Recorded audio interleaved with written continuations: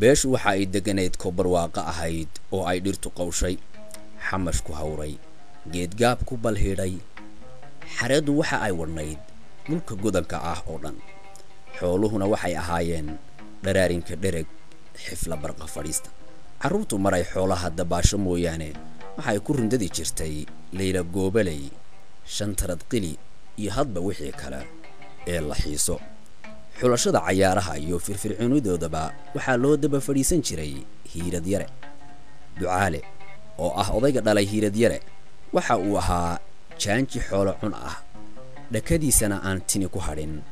aadna loo tixgelin jiray sidaa daraaddeed waxaa lagu soo hirin jiray xeer beegtinimada ka sokow waxaa ducaale lagu yaqaanay xirib fogaan dulqaad deeq iyo wadnihiisa oo aan galow aqoon yaraantiisii waxa uu caan ku ahaa dugsami fardafuul iyo iyada oo aan weligiis dhinaciisa dhulka la dhigin ducaale weligii marti u soo hoyatay kama seexan nin muquuna soo moodayna gurigiisa faramanaan kama noqon ducaale waxa uu dhalay 5 wiil oo uu hiirad ugu yaraa iyo 2 gabdhood oo mid walba iyada oo aan raad qaadin dunta lagu xidhay hiirad laga bilaabo maalintii uu dabka baydh noqday iyo maanta oo uu 10 jirsaday waxaa laga dareemayay ku banaanaanta aabihiis waxaana la oran jiray ducaale kan duhur cad buu dhalay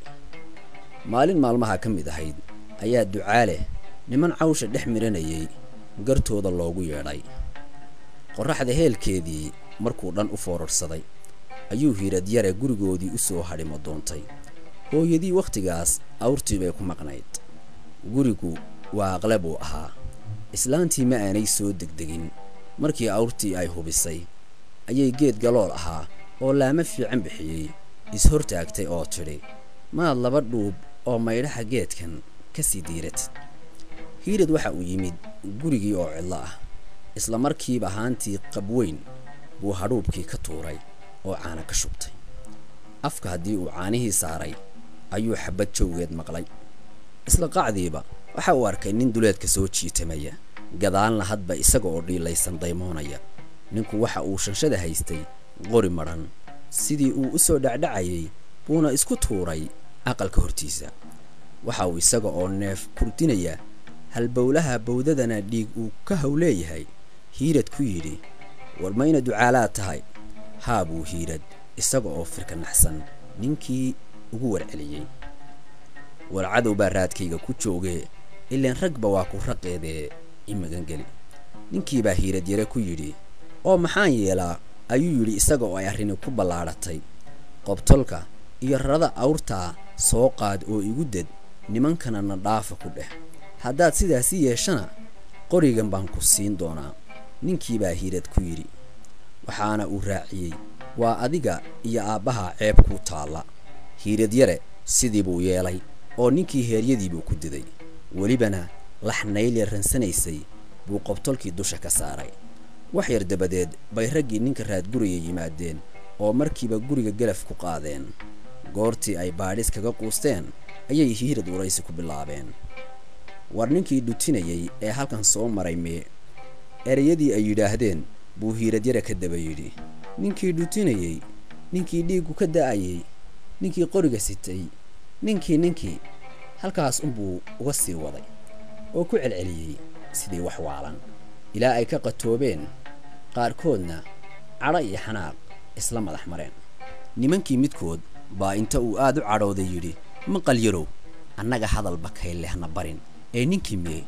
hiirad intuu qobtolkii dacal kaga fadhiistay ayuu nayshii kor u qaaday oo yidhi anigu hadalba kay lama aqaane heesaha naylahan aqaan markii cagajuglays iyo indhacadays lagala quustay ayay sabaala ku dayeen ninkii ragga ugu weynaa baa eebba samaycaas waa waran yare oo la xardhay xasoo qurux badanna lagu xideeyey hiirad u soo fidiyey oo yidhi adeer haddaad ninkii noo sheegto eebbadaas quruxda badan leh baanu ku siinaynaa mid kale ayaa sii tirtirsiiyey kuye waa wiil fariida faruurya cad oo wuu inoo sheegayaa hase ahaatee wax bog iyo baabaco leh ninkii waan arkay soo mariya baa la waayay nimankii intay aad u cadhoodeen ayay inay yarka dilaan ku goosteen hase ahaatee intay talada goorfaynayeen ayuu Ducaale oo saanadiisii u dhamaystirnayd soo galay. Ducaale markii uu warkii qaatay ayuu nimankii fadhiisiyay oo ku yidhi, war bal horta fadhiista aan diifta idinka reebe. kolkii gogol iyo cunto geed guriga gambalkiisa ku yiil uu ugu geeyay ayuu ninkii dhaawac ahaa meeshii ka soo saaray oo dhaymo iyo dhuuni ugu dhaqaaqay. martisoorkii kadib ayuu Ducaale nimankii usha diirka uga qaaday oo ku yidhi, waligayba gurigayga marti u soo hoyatay laguma qadin, magan soo gashayna laguma dilin, maantana laga bilaabi maayo ee orda oo dantiina qabsada.